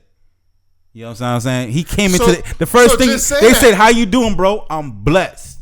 That's the first. That's what he said to. He said off rip, "I'm blessed." So he's like, "Fuck it, I'm gonna let y'all know how blessed I am." Throughout this entire interview, he went for every opportunity he could to say, to advertise for these stupid ass brands that hate niggas. I said to say I'm good because this is what niggas. But I hear you saying that. But like, all right, from my perspective, right? Mm-hmm. If I'm driving this nice expensive car, that shouted out the reason why these dudes ran up on me in the first fucking place. That might not have been the reason, but let's say let's say that's the reason. Let's say I felt that's the reason why dudes ran up on me in the first place. So that's what the streets is looking at. The streets is saying, yo, they looking at people who has all this and has all that, and they bigging them up. Those are their heroes. You see what I'm trying to say? Like if you look at everything that becomes popular, you know what I'm saying? Like right now, like niggas with beards and shit. Like, what the fuck did a beard become popular? You know what I'm saying? But because beards are now affiliated with people that have monetary success, a beard is now a popular thing to have. Mm-hmm. The whole Rick Ross freeway kind of beard and shit like that and all these things. So this is what the streets gravitate towards, is what monetary success looks like. So he's telling the streets, look, I'm good. I'm not fucked up out here. You know what I'm saying? Don't forget that. Don't y'all can't count me out. Troy Ave is still good. I'm not going into hiding. Yeah, I'm a little paranoid because I'm wearing these bulletproof vests, but I'm still good out here. My here with the He's protecting his brand. I got my security out here. This nigga got a license. He got a license. I'm just saying, like, but he was really like like I felt like he was like advocate, like he was speaking up against sucker shit. Like he was like, I don't do sucker shit, and he was trying to really stand. To me, on that whole interview to me showed that you do sucker shit, and I guess because I told you about my personal experience. With I was gonna ask you about that on here. Yeah. All right, so basically, I had a personal experience with Troy Ave through Instagram, right? Yeah. So I used to follow the dude on Instagram because I was feeling one of his mixtapes. He had a mixtape called Bricks in My Backpack. I think it was part 2 or part 3 or whatever it was. He had some joints on there. I was feeling them. I was like, all right, dude. I mean, he ain't the best rapper, but the beats was banging, this, that, and the third. I was feeling the mixtape. So he posted this picture of a dude that had a gun on his hip, and then he said this line, like he quoted this one of his raps in the Instagram post, and it said something about the llama, you know, something about shoot niggas and throw the llama away or some shit like that, or the llama being throwaways and whatever.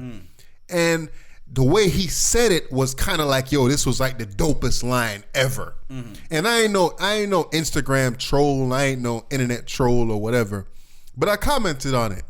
And I was, and like I said, at this point, he wasn't nearly as, I guess, famous, air quotes, famous as he is right now, which I don't think he's even any more famous than he was then or whatever. But I commented on it, and I was just like, yo, every rapper talk about the llama and throwing away the llama or whatever, and it's because it's a cheap ass gun, right? And me being a person that's into handguns specifically or whatever, like I know that this is a bullshit gun. Yeah. So he would the way that he quoted it was like, yo, this line is so dope, this, that, and the third. And I said something to the fact of, you know, everybody write rhymes and they quote the llama or whatever in their rhymes or whatever. Like, yo, it's a million other guns out there that you could rap about that's better than a fucking llama, but that's what dudes choose to rap about. And then he got into he responded to my comment, and he hit me up and he was like, yo, you ain't no real street nigga, this, that, and the third and whatever. And I was like, yo, I ain't gotta be a real street nigga to understand what you saying or to relate or not relate to what you saying or whatever. Like, I just felt like that was a corny line. You know what I mean? I felt like that line is beneath you, but you making it seem like this line is so dope. He was just, you know, he started getting all in his feelings or whatever, and I was like, yo, dude, like I don't mean to get you all in your feelings. Like, why you getting all sensitive or whatever? Yeah, he a petty nigga. That's why him and 50 Cent get along. He a petty dude. Yeah, so then he responded like, yo, I am sensitive. I am a sensitive nigga.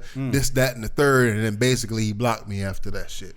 Oh, okay. Oh, I might be sensitive, but I'm fly. And I'm this, that, and the third and whatever. And he went on this long-ass rant about my little post, my one person that follows him out of, or followed him out of 20,000. Yeah, he got all sensitive about the post or whatever, and ever since then, like, I just kind of lost respect for him in that sense, because I'm like, yo, I'm not shitting on you as a person or whatever. I just thought that the line was whack. Yeah, but when you posted that post, did you post it that I'm posting this to Troy Ave, or you just posting it for the other commenters and all the readers to see? I just posted it. I just clicked on the and like I said, well, I'm saying when you personally, like, I'm typing, everybody else could see it. But which in your mind, your mind state, what mind state were you in? Like, I hope Troy Ave sees this shit, or you was just like, I'm posting it because everybody could see that wise niggas rapping about llamas. What was your mindset? My mindset at the time was like, yo, this line is not as great as what you think it is. So you wanted Troy Ave to see? Yes. Okay, so Troy Ave responded to you.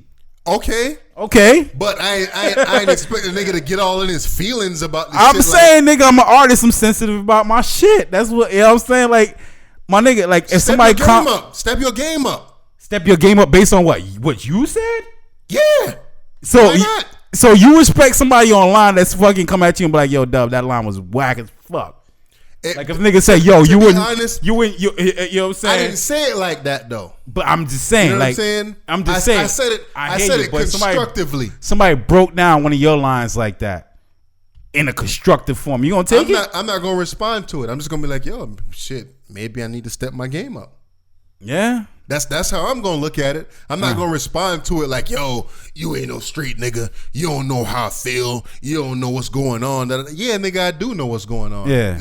You don't know me and I don't know you like that. I'm just saying that this line ain't as dope as you think it is. Yeah. Because a million other rappers said the exact same line in different ways before you said it. Yeah. And you saying it like, yo, this is like the hottest shit on the planet, whatever. So ever since then, I mean, this nigga probably being emotional is probably what got him in the situation that he in right now. I ain't gonna assume that. I don't know what got Troy Ave in the situation. A lot of things come to revelation after the incident. All the incident went down. Like I'm like, what the fuck? I'm still tripping. I don't get to listen to fucking tax season right now on fucking podcast. I'm still tripping. Like what the fuck is going on? For y'all that don't know who Troy Average is. Troy Ave, dog. Just I guess Google. You could Google Irving Plaza shooting.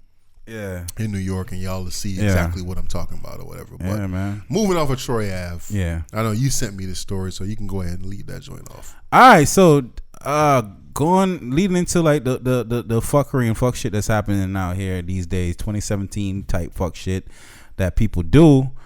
So basically, there's a drug dealer, or let's say somebody that's affiliated with Lil Wayne and Chris Brown. Mm-hmm. He sells codeine and drugs and other pills, whatever, to Chris Brown and Lil Wayne. Mm-hmm. So he's talking to somebody and online, and he's bragging about, look who just deposited money in my account, and showing off a account receipt of $15,000 that went into his account from Chris Brown, saying, yo, and then somebody asked him, what's that for? And his reply was like, LOL, drugs, lean, codeine, weed, and all kinds of shit like that. So now TMZ has a picture of the dude who's under investigation for sales of narcotics right now. Mm-hmm. and within that investigation now ties into Chris Brown and Lil Wayne. Mm-hmm. That is some fuck shit. 2017 type fuck shit. Like, yo, come on, my man. Like, what? First of all, I seen somebody that, like you said earlier, like this wasn't my comment, but I seen somebody post up like, yo, why are they going after Chris Brown and Lil Wayne? Like, shouldn't they be going after the boss drug dealer, like the head nigga or like whatever? Buying the drugs. Yeah, instead of buying the dude that's buying the drugs. That's wild to me. But you know what I'm saying? Second is like, yo, Chris Brown, Lil Wayne, like, yo, y'all don't have somebody else to buy y'all drugs for you. Like, why do y'all need to be directly affiliated? Or maybe this is the person that was in the second tier to them. Like, yo, you know what I'm saying? Like, exposing this shit. Like, why are you posting on Facebook Live, or where the fuck venue? I don't know how old this dude is, this supposed drug dealer is. Yeah. But as far as I know about the drug game or whatever the case is, you're supposed to fall back and be in the shadows. Exactly. Nowadays, everybody want to be the star. Everybody want to be in the spotlight. You want to be the Chris Brown. You want to be the Lil Weezy or whatever. Like, why you can't just hold on to that $15K? $15K is a lot. That's a good amount. And just be like, yo, hey man, hey, I appreciate it. I guess I'm selling good dope out here or whatever. And just keep it moving. Right. Why let the world know or send messages to somebody else or however this dude got caught up? Yeah. Why not just play the background like you supposed to be? Man, you're right, man. Why not be the drug dealer that you supposed to be? Yeah, right. That's what I'm saying. Like, why everybody wants to be a little bit of a lot starlight, man. And I mean, not to get away from this. We still gonna continue on this or whatever. But I was talking to the homie Killer a couple of days ago, weeks, whatever it is. Yeah, I want to interview. I want to sit down with a drug dealer and kind of talk to them about stuff like this. Yeah, man. I've been trying to find one, but I think it's gonna be a hard one, bro. I don't think it's gonna be that hard. I think it's gonna be hard. I think a real drug dealer, dog, a real street dude, he ain't looking for that kind of. He ain't looking to be that nigga. Exactly, but I'm just gonna let y'all know. Yeah. If that's the case, if you out there, yeah, we not gonna. We could change your voice. We ain't the police. We ain't the police. We ain't the police. I ain't gonna put your face on the podcast and all of that. I could switch your voice up. We could do all of that stuff. So if you out there, hit us up, man. You come through with the mask on. Y'all could be Kodak Black out here on the interview with the mask on or whatever. Yeah. Well, or turn your back to the camera, whatever it is, man. We ain't looking to dehumanize you. We actually want to. We're looking for the opportunity to humanize a drug dealer and show that, you know what I'm saying, these are real dudes out there. You know what I'm saying? Exactly. With that abide by certain codes and certain ethics, you know what I'm saying? Exactly. And all that. So, hey, please come on, contact us. Hit us up on the DM if somebody out there know one. And I'm not talking about the runner. I'm talking about the boss, man. We don't want no runner. We want the boss. Like I said, you could throw the ski mask on. We could disguise your voice. We could do all of that. So however you want to do it, man. We trying to do it for real. You ain't got to give us no name, no nothing, whatever the case is. Yeah. I just want to, like Killer just said, we want to humanize and let people know that these dudes exist. Exactly. And they real dudes, they honest dudes, whatever the case is. Good. So we could get off the seat, that whole drug dealer, the shit that's happening with Lil Wayne and Chris Brown. But basically the moral of the story is, man, if you know anybody that's trying to shine too much, separate yourself from them, bro. Yeah. If they trying to shine too much, separate yourself from them. Let them shine all they want, man. If somebody out there love that much attention, this dude should have been like the dude in the DNA nigga video, like, whoa, let me step away. I don't want to, you know what I mean? Yeah, I don't want to be in this camera. Yeah, I got warrants, bitch. Exactly. Like I said, if whoever we get to interview, or if somebody decide to come through and do what dude, you ain't even got to be on camera. Exactly. We can have pictures of us just looking at you. You ain't gotta step in the way of a camera. Exactly. You know what I mean? So exactly. Just to put that out there. Yeah. You want to talk about the Nas shit, or you want to just skip to the Kendrick? Skip to Kendrick. All right. So how you feel about Kendrick? I guess they Twitter was pissed off because at the end of what it was, Heartbeat Part 4. Yeah. Which we had every right to feel like the album was coming based on what he said. I'm listening to the radio programmers. I'm listening to the radio hosts. Like Kendrick Lamar album dropping tonight at midnight. You know what I'm saying? Go get your copy. Go to our website. It's gonna be up on there. You know what I'm saying? Click the link or what have you. So this was a for real thing. Like, people really felt like this album was dropping April 7th. But he didn't say, hey, my album is dropping on April 7th. I'm saying, but you can't tell me he did not hear that people feel like his album is dropping on April 7th. True. I agree. I mean, I look at it and I say, yes, I thought that the album was dropping on April 7th. Yeah. I was about to trap off the bandwidth. So now you're going to sit here and say, oh, he didn't say it. Nigga, you felt like he said it, though. I did. So if he felt like he said it, he said it. Not really. You be semantic now too, nigga. Fuck out of here, yo. This nigga, he said it, dog. But I feel like what he did was actually kind of smart. I feel like got people looking towards. I feel like it was a pump fake. I feel like it was to test the waters. I felt like he knows. You know what I'm saying? Like, myself personally, I went on Apple looking at 12:01 for this damn album. Then I went back at 1 o'clock looking for that album. No album there. I really wanted to hear this album. So I could only imagine how much people out there, now you actually know. I already dropped a pre-order link or something like that. Yeah, it was a pre-order link on there. So now you know exactly what the projected, you know what I'm saying, sales is gonna be for your album. Now you know if you need to push back or drop another single or whatever you got to do to keep your hype up. You know what I'm saying? So I'm like, yo, it was a good pump fake, man. That was actually smart. You know, one of the things I'm actually kind of mad about though with these albums now, man, like you were talking about with Wifey a little while ago about, you know what I'm saying, these musical outlets, you know what I'm saying, iTunes or Apple Music and, you know what I'm saying, Google Play or Spotify and everything like that. When these albums are being dropped on these, or Tidal, fuck Tidal, but you know what I'm saying, these albums are dropping on these musical outlets. One of the things I'm really kind of mad about is what happened to the cover art, man. What happened to? Dude's getting lazy. You know what I'm saying? What happened to? You know what I'm saying? I know I'm not purchasing a physical disc, but you know what I'm saying? Like when I click on these links for these albums, like I want to go through and see who produced this song or and whatever happened. You know what I'm saying? And that's what takes away from it for me, and that's why I don't buy digitally. Yeah, I have never bought an album digitally. Yeah, and I don't think I'll ever buy an album digitally because if I'm paying my money for something, I want to be able to hold it.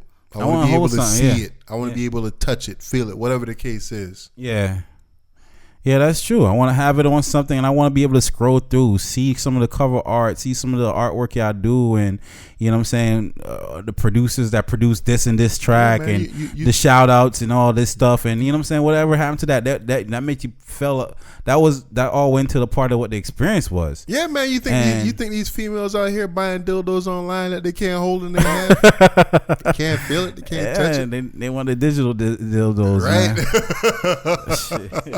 Wow, with the dildos, my nigga.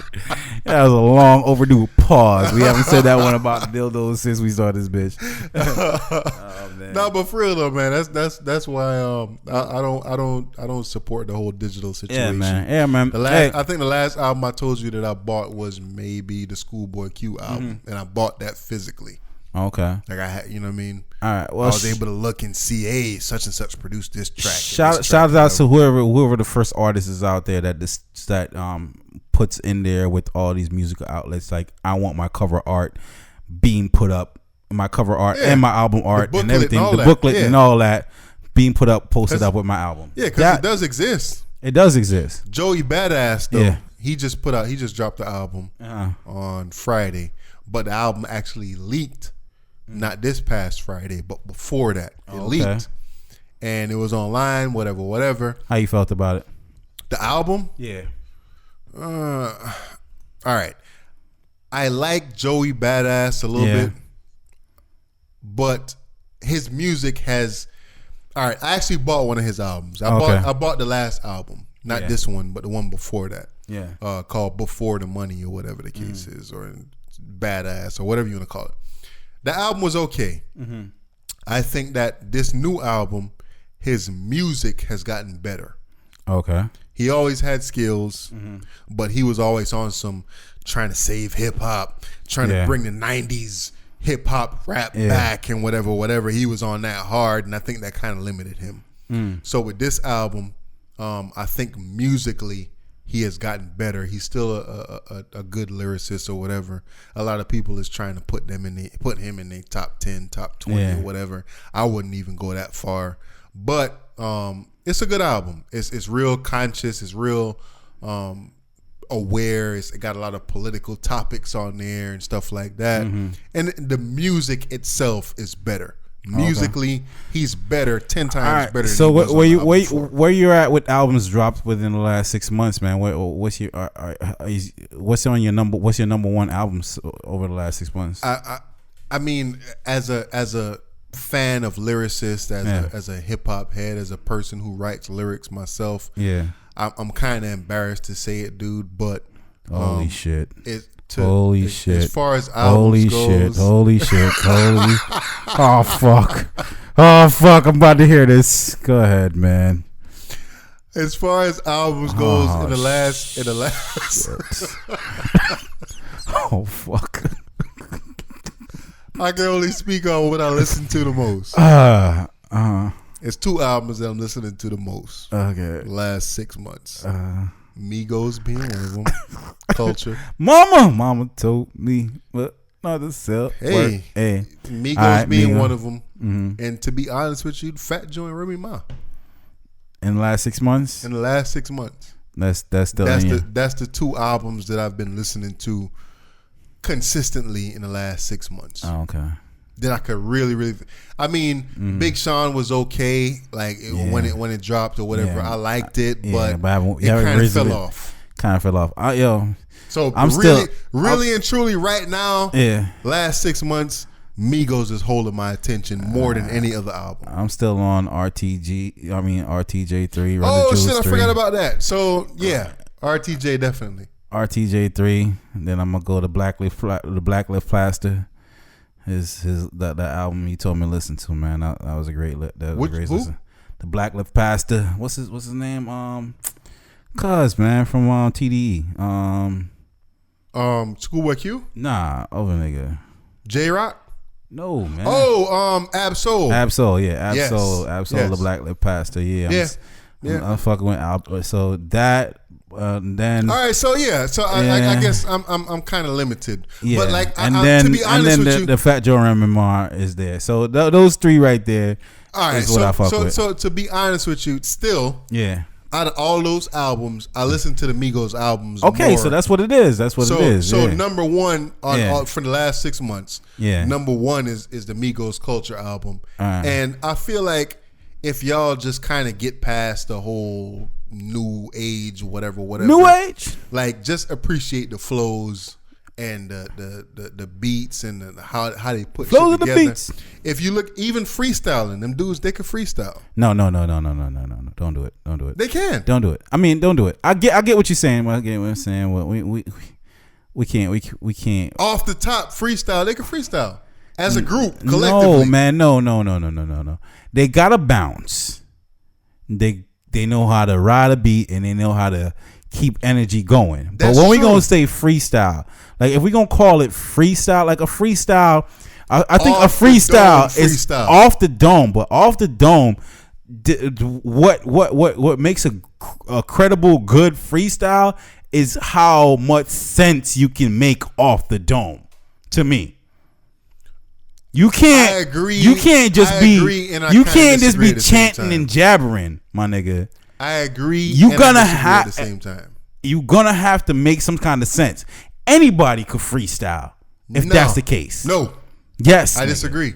If you can't deliver something of substance straight off the top of the dome, just like, you know what I'm saying, like if somebody say yo tree and you start hitting bars about trees, you rapping about something that's presently happening, you got to show me that these thought processes, what's happening instantly right now. As and it's coming far out as my as mouth. far as freestyle goes, and when I say freestyle, I'm talking Yeah. about something that you haven't written before, Right. That's completely on the spot, Yeah. off the dome. Okay, It's so you think only- Migos? You it's think only- Migos ain't use half the bars that they say in they quote unquote freestyle over and over again? No, You think this ain't the same shit they saying in their fucking songs? no. I mean, yes and no. I'll say and- yes, more yes than no. No, I wouldn't say that. But Yeah. when we talk, like I said, Yeah. in my interpretation of freestyle is off the dome. So as far as that goes, specifically off the dome, on the spot, spitting the freestyle, the baddest nigga out there on the planet right now is this dude named Supernatural. And if y'all get a chance to look him up, I actually saw him in concert. I went to the Rock the Bells tour. Yeah. I forgot exactly what year it was, but like, dude was literally on stage and he's talking to people in the crowd, and they're like, "Yo, just throw me something on stage." Niggas throw him a hat, a shoe, a piece of paper, or whatever, and he come up with bars right there on beat, Right. on spot. About it ain't So- it ain't too many dudes like him. That's what I'm out saying. there, That's an incredible talent, right? You know what I'm saying? There's some, you know what I'm saying, freestyle rappers in the battle URL like DNA. DNA has really good freestyles. Yeah, I mean, it's capability. He does a good. It's a couple of them out there, but DNA is really good at they it. far and few. When I'm talking about like mainstream, mainstream artists, I don't. there's not too many mainstream artists that's gonna come out right now and drop a freestyle off the dome. Simply, Kendrick Lamar ain't gonna freestyle off the dome. Big Sean ain't gonna freestyle off the dome. J. Cole ain't gonna freestyle I can off see the Cole dome. freestyling. They're not gonna do it because they don't want to come off as whack. That's I true. posted an article recently on Facebook, right? The boy Game. Yeah. Game has been he using the reusing same the same freestyle for over 4 years. Yeah. Different outlets, same exact bars, word for word. So Okay. when I talk about the Migos or whatever, and like I said, I'm not sitting here trying to Dude, praise them as the greatest I hope group. you ain't really trying to defend Migos' freestyle capabilities. Nah, I'm saying that it's Yeah. not like, you listen to them and it's like, wow, them dudes is kicking bars. Okay. They're kicking facts. Yeah. I'm saying that whatever they do, it's entertaining. It's not whack. Okay. And it's actually a freestyle, like coming up with it off the top. Okay, right there but on the spot. it's more of a chant than it is a freestyle. You're not really doing anything like I would say that's intellectual. Nah. You know what I'm saying? Because, what I I'm mean, saying. to me, So nine what I'm times saying, out of what I'm saying is, all right. You know what I'm saying? Like Ice-T, you know what I'm saying, was on Noriega podcast and he made an interesting point, you know what I'm saying, where it was like, yo, it used to be a point in time when being a star or being somebody that's great was out of reach. You had to do more than the average person was capable of doing. Mm-hmm. So the bar was set high. Yeah. Now the bar is getting lowered down to where anybody could do it. So what I'm saying though, yet and still what Migos did, I saw them on, you know what I'm saying, Sway in the Morning or whatever, you know, freestyle and do they thing. And I liked it, but at the same time, I'm not saying to myself that this is not something that anybody can't do. I'm not saying everybody can't do it, but I'm saying can Cole, if that was the standards of a freestyle, who in the industry can't do that right now? I would say 50% of the industry could get on the mic and do what they did. I would disagree with you. I would heavily disagree with you because dudes like Cole, dudes like Kendrick, dudes that's known to be lyricists in the game. Yeah. They're not going to do it. I understand what you say by not doing it. And I know they don't want to come off as being whack. They're going to come off as being whack. And to be honest with you, I can freestyle a little bit. Right, yeah. 9 times out of 10, when you do a freestyle off the dome, it's gonna be whack. But that's what I'm saying. A real rapper knows that yo, you have to have that in your arsenal. You see what I'm saying? So if we was to put all these rappers in the game up right now and say this is the battle rap arena right now, if you're in the industry, if you sold over 5,000 copies. Mm-hmm. You're in the arena right now. Yeah. How many of them would survive? Not many. And you coming off the dome. No pre-written shit. You got to come off the dome. You got to diss this nigga based on what you seen, what's happening right now. Not many. Not many of them at all. Because it's and I'm saying situation. What happened? We stopped holding people to that criteria. What happened? Why? Niggas started making money. Making chance, man. I mean, like I said, I kind of agree with you, but I disagree with you at the same time that if you think about it, if you look at, like, if y'all get a chance, go online. I feel like, yo. And Google or YouTube Migos freestyles, right? Yeah. I feel like they don't take themselves serious enough. This is exactly what I'm gonna say. For dudes to be like, yo, all right, Sway in the Morning or whoever to be like, yo, you don't expect shit from them, dog. That's why it's so dope, because you don't expect that much from these cats. And that's I agree with that point, but at the same time, you have to realize that they are dope. You have to realize that they are hip hop. I don't know if I'm gonna say dope or hip hop, bro. I mean, yes, because they're a cousin of hip hop, yes. Because they're new school, they rap about the money, they rap about the bitches or whatever the case is. But I feel like, genuinely, dude, I feel like these dudes have actual skills. I feel like that, dude. They got skills. Anybody and everybody can't do what they're doing. You know what? I guess I might agree, because they do put out a lot of body of work. You know what I'm saying? And nobody can't tell me Future ain't freestyling every fucking song he puts out. Nobody can't tell me that. Maybe. You can't tell me he sat there and wrote down any of that shit. Maybe. I mean, I think he did. You think he wrote those bars? Why not? You think he rap Mask On? That's every song he has, though. Percocet. Molly Percocet. Abu Dhabi. Fucking Washi Wet. I feel you. Yo, but he freestyling. And you know who that makes it doper to me, though. Yo, what I'm saying is, dog, you're basically staying at the cadence point of a song. You did not elevate to, let me try to put some kind of substance behind that. Killer. Everybody can't do that, though. No, but it's because the bar is getting lower, dub. Make it palatable. It's a lowered standard. If we're gonna lower our standards to that way of thinking, bruh, if we lowering our standards to that, then that's why we could accept that. We don't expect shit out of Migos. We don't. We looked at them three niggas come out, you know what I'm saying, yo, and they talking about fucking, you know what I'm saying, Molly, you know what I'm saying, Molly Cyrus and fucking, you know what I'm saying, Right. Versace, Puffin, Mojave, and then we like, yo, off rip, we wrote them off as somebody who is not capable of giving us bars. I didn't though. I didn't. So you didn't write them off as somebody. I wrote them off. No. I didn't say write them off as somebody who's talented. I said wrote them off as somebody that capable of giving us bars. We don't expect any substance. I don't see fucking Migos recording the We Are the World track right now. Hell no. Nah. Hell no. So again, and I listened to the Noriega Ice-T podcast. Okay. He said something like, "Yo, if you have this kind of limelight, you have this kind of shine, you hold it to the world, you hold it to the universe to do something positive with it. All right. Take a second, take one time to make a song that has an impact. Take one.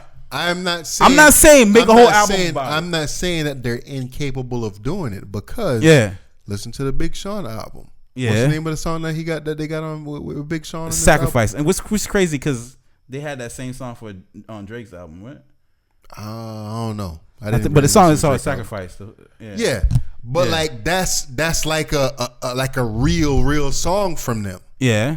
And they had like one or two on their album.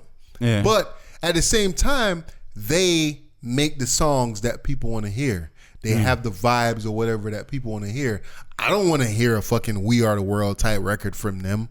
I don't want to hear them really rapping about what's going on in the world and the pain and the suffering and this, that, and the third. Like, I don't want to hear that from them. Okay. I want to hear them rap about taking drugs and fucking bitches and sipping drink or whatever the case is. Yeah. My thing is that if you're going to do that, be the best at doing it.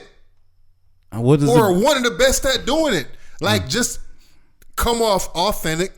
Don't come off corny or whatever the case is. I don't have a problem with dudes staying in their lane and doing whatever. I expect J. Cole to make a fucking We Are the World record or Kendrick or somebody like that to do something like that to make me actually sit there and think about exactly what they're saying, whatever. I expect Migos to rap about fucking bitches, about having the clothes that they wear, about driving the cars or Bentley trucks and this, that. Okay. And I expect them to be the best at doing it. All right, but I'm saying though, like, yo, like Tupac did fucking all that type of shit. The flashy shit, the gun shit, and all that shit, but he still made Dear Mama, dog. But Tupac, I guess, from the beginning showed all those different signs. Yeah. Okay. So it's one of those things that you expected from Tupac. Okay. I don't expect that from these cats. I'm saying Biggie, Juicy, like there's, you know what I'm saying? There's a lot of artists that didn't have to take that lane but took it. And I agree. You know what I'm saying? So I don't think that Migos and them don't have no experiences in life, that no heartfelt experiences where I'm not saying that they do. If they do, can't express that or come across as some people that's genuine, or if they do express that to me over a banging ass beat and something I can sing to. All right, but I gotta be able to. You can't tell me like. Even the last, I'm tired of listening to songs, dog, where the lines don't even match up, man. The last song on the album, I forgot the name of the song on the album. I don't want to sit here and be, oh, it's some heartfelt shit. Nah, it ain't no heartfelt shit. You seen their Breakfast, but you seen their Breakfast Club interview? Like, them niggas had nothing to say, man. They don't. So like, why am I listening to you? You can't say nothing when you're sitting down and talking, and on your music you ain't saying nothing. So why the fuck do I want to listen to you? Because you're just chanting. You know how to chant. It's an expected vibe that you have when you listen to certain artists. All right, but it's a certain lane that you need them to be in. Mm-hmm. It's a certain vibe that you want to catch from them. All right, and that's the thing. You gotta try to catch that vibe. You gotta expect them to give you that vibe, but give it to you in a high caliber. Right. I don't expect, like I said, I don't expect to listen to Migos and hear battle raps. Nah, I hear you. I expect to listen to Kendrick Lamar and hear a little bit of Conscious. Yeah. I expect to hear a little bit of battle raps. Yeah. I expect to hear a little bit of what's going on in the world. A whole mix of all of that stuff. Same thing with Big Sean. I want to hear some bars and be like, yo, you heard that shit that he said? Yeah. And Migos, I want to hear the flow. I want to hear the vibe. and I want you to be the best at. I want y'all, the group, to be the best at doing what it is that you do and giving me that vibe. Make me wanna. Not saying that you want to influence kids to do this or whatever. But make me want to fucking pop a Molly, nigga. Yeah, I hear you. Molly Percocets, yeah. Word. I mean, yo, bro, I definitely feel your point. We were about to wrap up the podcast, and then we got into this whole shit right here. Yeah. But I'm glad we did. Yeah, but definitely. At the same time, like, man, look, man, I feel your point. I really do. I guess for me, man, like I'm dying to see like the authentic DNA of hip hop come back alive, and we start holding some of these MCs accountable. Like just like you said, man, we gotta call whack, man, and these rappers ain't calling each other whack no more. We need to see what's whack is whack, man. Definitely. So yeah. What we say? Yeah, man, Bootleg Cable Podcast. You can't spell that. Something wrong with your ass. It's bootleg, but there ain't nothing fake about it, man. Yes, sir. All right. We love y'all. Deuces. Peace. Until next time. Right.